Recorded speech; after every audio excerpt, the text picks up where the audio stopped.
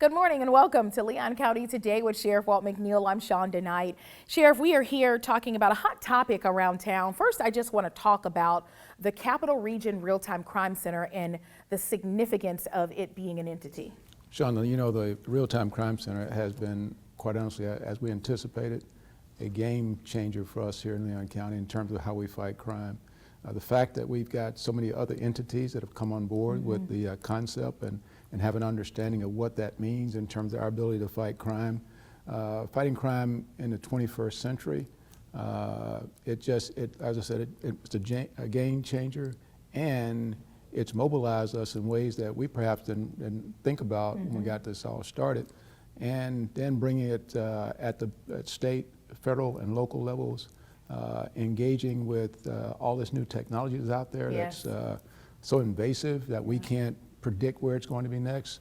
We have to be engaged in trying to do everything we can on the front end to prevent those that technology to be used for evil outcomes. Absolutely. And that's what this is all about. It's at Real-Time Crime Center. I know it's got some people who are making some insinuations about what we're doing. We're going to clear that up here today. Yes, we are going to clear it up. We've got the director here, Executive Director, who's just a phenomenal person indeed, of the Real-Time Crime Center, to really kind of talk about some of the misinformation that's being put out there, how we use the cameras that are in the community, what we use them for. And it's, you know, this is an opportunity for the community to hear straight from us what we are doing in law enforcement. Absolutely. And, you know, we will talk about this during the program here today, but we want to invite every citizen out there to come to our Real-Time Crime Center, see what we do, and I guarantee they'll walk away proud of the product we produced here in Leon County. Yeah, we're going to talk about what it's done for us as far as safety of law enforcement and even solving crime. So a lot to unpack here today. Absolutely. All right, you want to be sure to stick around. Coming up after the break,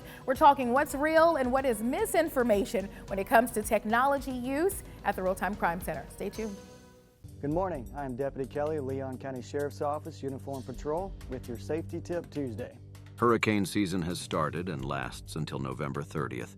It is imperative you be prepared and stay informed both before and after a hurricane strikes. Don't wait until disaster strikes. Start planning now. The plan should include steps to take before, during, and after the storm. Don't wait until the last minute to get fuel. Staying prepared will reduce the strain on fuel distribution and will help ensure that fuel is available as needed.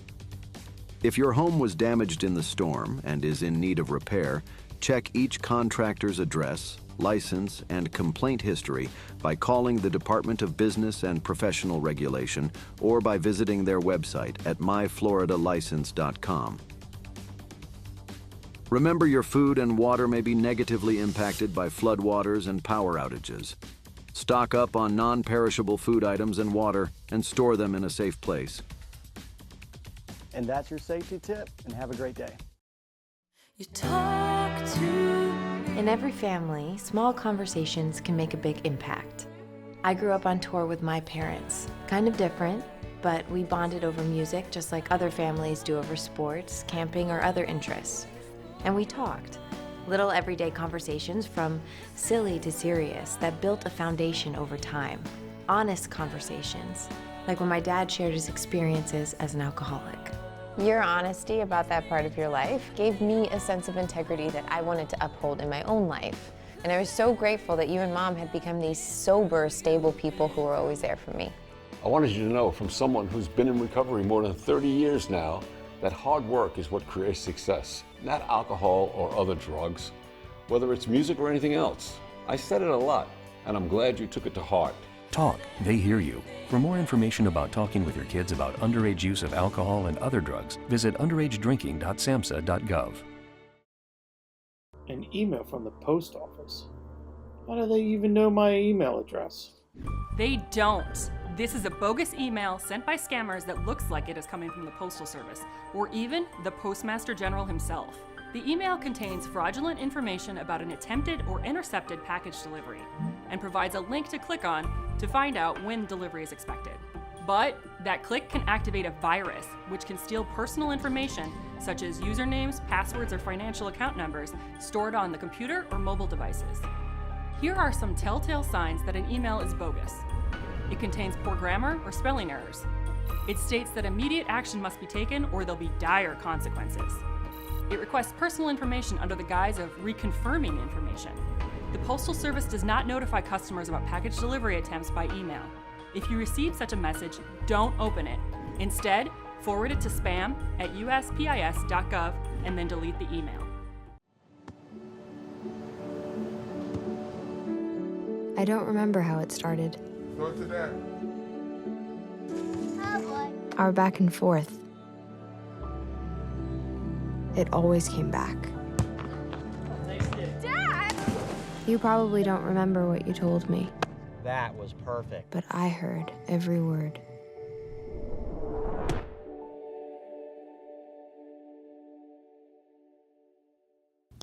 Welcome back. Today we're talking about technology, public safety, and a unique partnership that's helping law enforcement agencies work smarter, not harder, and more efficiently.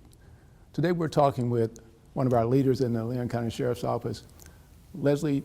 Leslie, talk about exactly what we do in the Real-Time Crime Center and what that's all about and what some of these rumors we're hearing out there.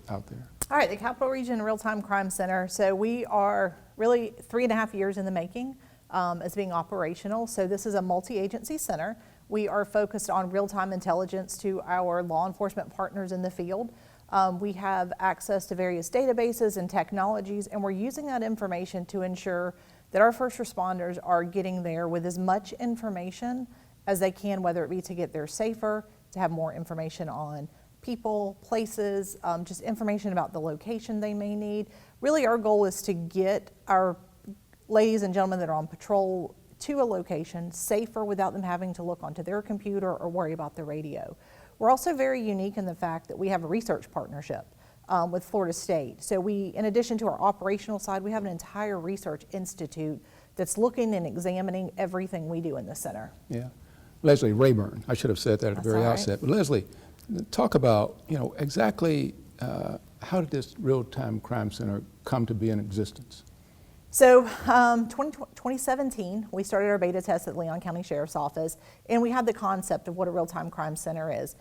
Would it work in our community? What does that look like? And so from our beta test, we were hitting COVID, we were all working from home, but our center never shut down. What we found is during COVID, our center was actually getting busier.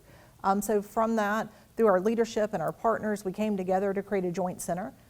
So that is the Tallahassee Police Department, Florida State University Police Department, Leon County Sheriff's Office, and of course our research partners with the College of Criminology and Criminal Justice. Let's talk about that more. Let's talk about that unique partnership that we have with the Real-Time Crime Center and all those entities you talked about. So what makes us very unique is the fact that we do have a research component. There's a lot of real-time crime centers that they're very operational, Monday through Friday, 8 to 5. This center, we have an independent group that they are looking at all the scrub data that our center produces. So they're looking at our technologies, they're looking at our processes.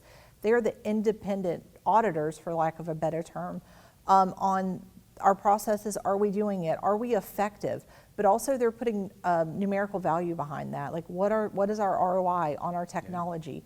What are we actually doing? And they publish that on their website for the public to share in.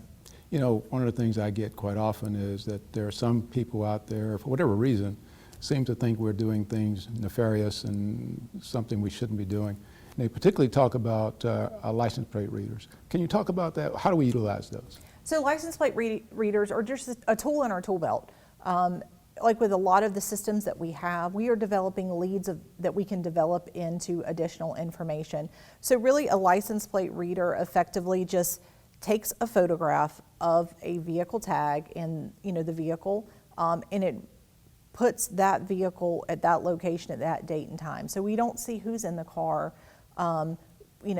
Really think of that as we are developing a lead for law enforcement to take that information and sometimes exclude people from various allegations or crimes. But at the other times we're able to really give them information to direct them to maybe a different side of town for patrol, or just, again, develop those investigative leads that our partners out in the field can. The other thing they talk about, quite honestly, probably even more so than license plate readers, are the cameras. They want to know, where are you guys putting those cameras and why do you have cameras out watching? Is a big brother watching us out there? Can you explain to our audience what we do with the cameras we have? So There are there's 3 different- types, right? So on the license plate reader specifically, there's 3 types of cameras that this community utilizes. One of those that's getting a lot of play in the news are the school safety zone cameras. And those specific technologies are not for law enforcement use. They have a civil side to them, and they are there to document if someone was speeding at a certain date at a certain time in a certain school zone.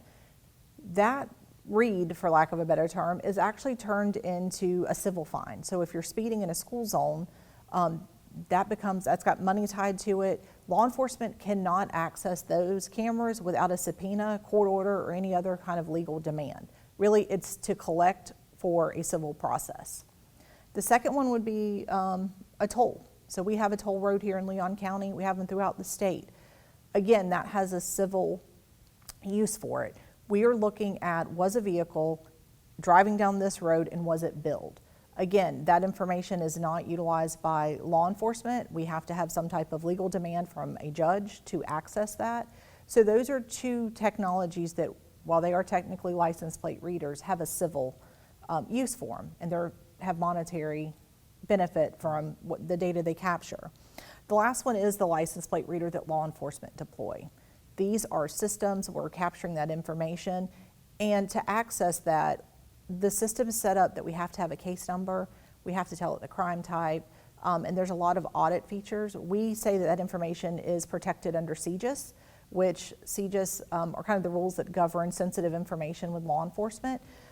In those, they don't have a monetary tie to them. We're limited to how we share it, and that is used to develop investigative leads for law enforcement. Right. Well, Leslie, thank you. When we come back, we'll take a deeper dive into our technology. Stay tuned. So I wanted to talk with you and your mom today, Lily, because some people at school have noticed changes going on with you, and we're concerned. Like what? Who? Some of your friends, teachers. It sounds like you've lost interest in a lot of things lately. You're hanging with new friends. So? So individually, maybe those things are no big deal, but taken together, and then the incident the other day, you were with Derek when he was caught selling marijuana. Yeah, he was selling it. Honey, we know. But we care about you and want to know what's going on. That's right. We just want to understand better and see how we might help. And if weed is a part of it, we just want to make sure you understand the negative consequences for someone your age. The physical and mental health effects, the poor decision making, and the confusing legal aspects these days.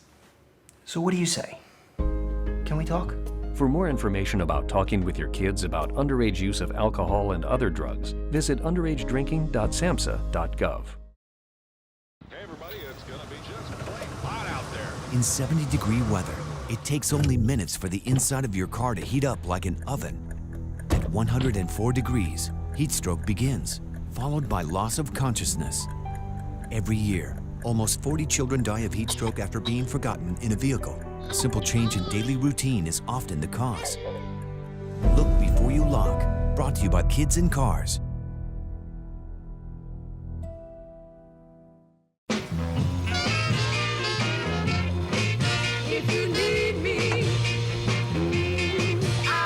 For people facing cancer, often with standing between them and life-saving treatment is a ride to get there. Today, I'm ringing the bell. You can change someone's life in as little as 1 hour a week. You got this.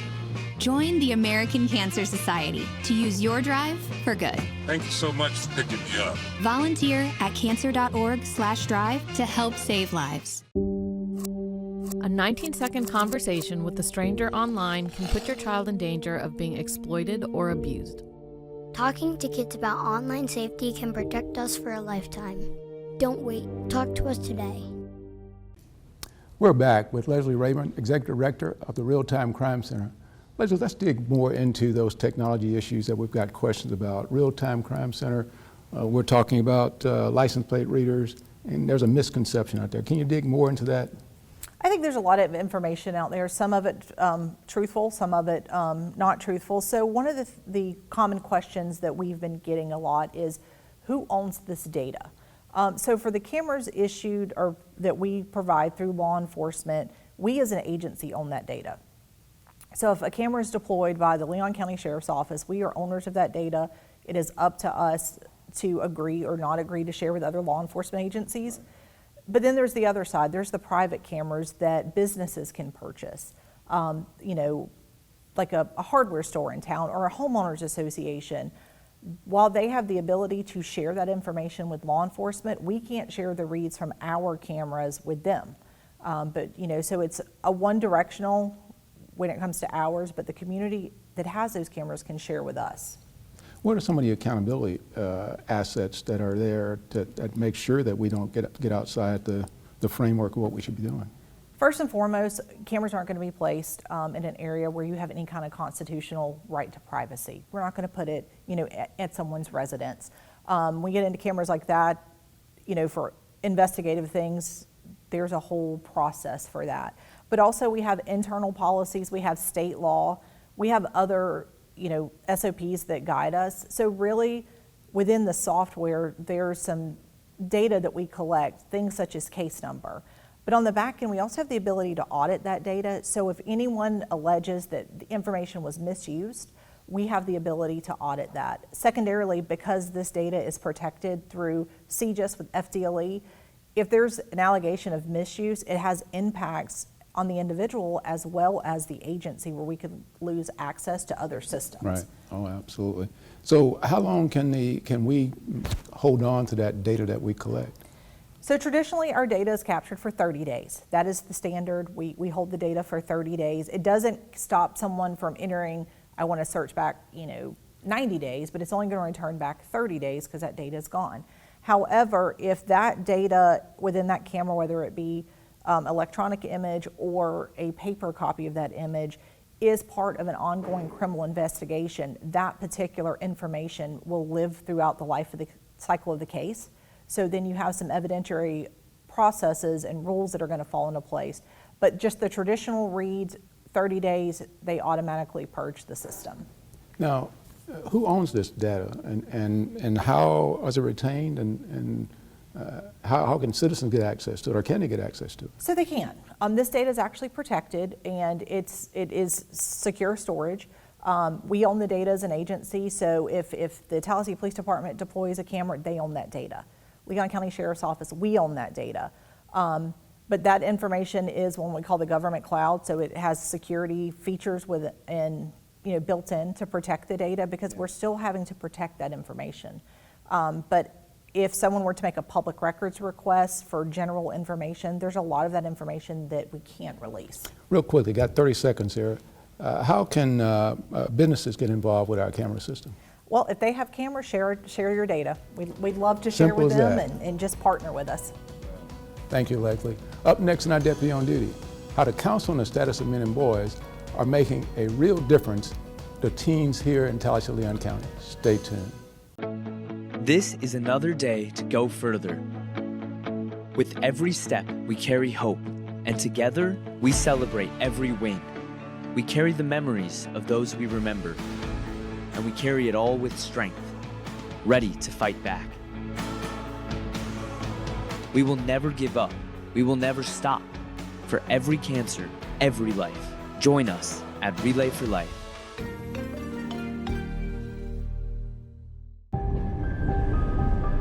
The drug landscape has changed.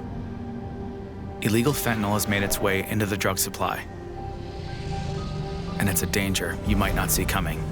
A synthetic opioid up to 50 times stronger than heroin, up to 100 times stronger than morphine. It only takes the tiniest amount to cause a fatal overdose. A fraction of a raindrop, or 3 grains of salt. Your drugs don't come with an ingredients list. Although fentanyl is being mixed into almost every kind of drug, you wouldn't be able to see it, or smell it, or taste it. Fentanyl is one of the most common drugs involved in overdose deaths. Know the dangers. Learn the facts about fentanyl and ways to protect yourself at cdc.gov/stop-overdose. My early Alzheimer's diagnosis gave us time to adapt as a family. On this episode of Deputy on Duty, the Council on the Status of Men and Boys is collaborating with schools to provide students with a valuable second chance at life.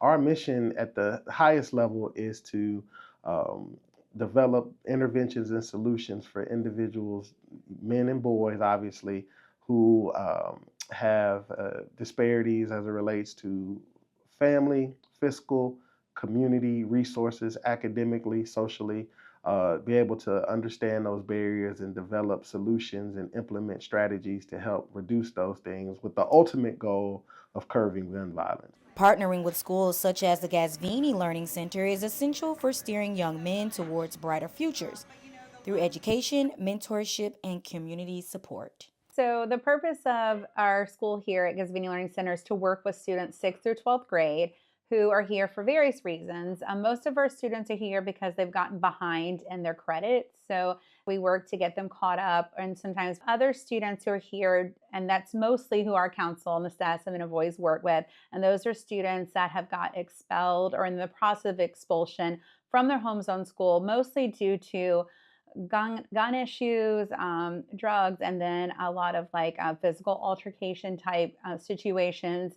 And they're here for a certain amount of time. And while they're here, we work with them to try to teach them new strategies, help them. Together, CSMB and the schools are making strides toward a safer and more connected community. Working with the 2 navigators that we have, it helps us get our students resources. And so it's really adding that wraparound service that our students need, connecting school with the community resources. I think our footprint is really strong, and the relationships that our navigators form are that of none other because they show up, they care. Outside of the CSMB navigators, school resource deputies play a crucial role in ensuring students get the help they need. Through our school resource deputies, they are like our extension on all of the campuses, and so they see things on a daily basis, and they make a lot of referrals. They connect with the teachers, so we try to always make sure through them and also through us that the leadership at those campuses know what the program is, what we do, and how they can connect with us. Beyond the classroom, community events and DVCC rallies play a crucial role in raising awareness and providing resources for students. Yeah, so my very favorite one is our domestic violence rally that we have in the spring, and that's always a great event. It helps our students understand the importance of safety in relationships and what is normal, what's not normal. CSMB and the Gasvini Learning Center emphasize that community support is crucial and are dedicated to getting students the help they need. So our team, our navigators are here almost every day working with some of those students who are not only adversely behind academically, but have been involved with the justice system already. And so we're here almost on a daily basis having those interventions. We support the school as much as we can. The reward is simple: seeing the youth find their purpose and discovering new possibilities.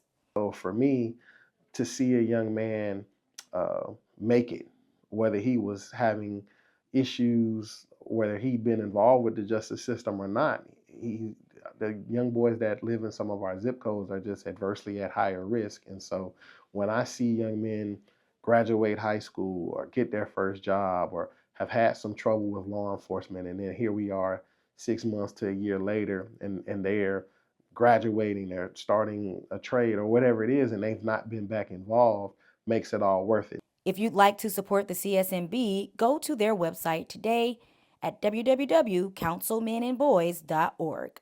For Leon County Today, I'm Giovanni Hampton. Download the Leon County Sheriff's Office mobile app right now. Our mobile app makes it easier than ever to report a crime and get important safety alerts. And follow reported crimes in your neighborhood, all in one convenient location in the palm of your hands.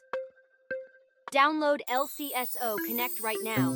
It's free in the Apple App Store and Google Play by searching LCSO Connect.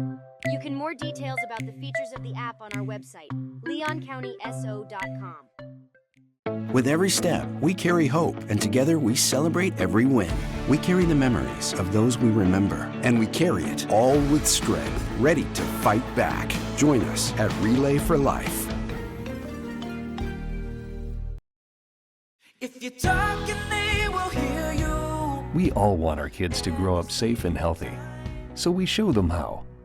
And we tell them, with honest conversations that let them know what we expect. Not just one time, but every chance we get.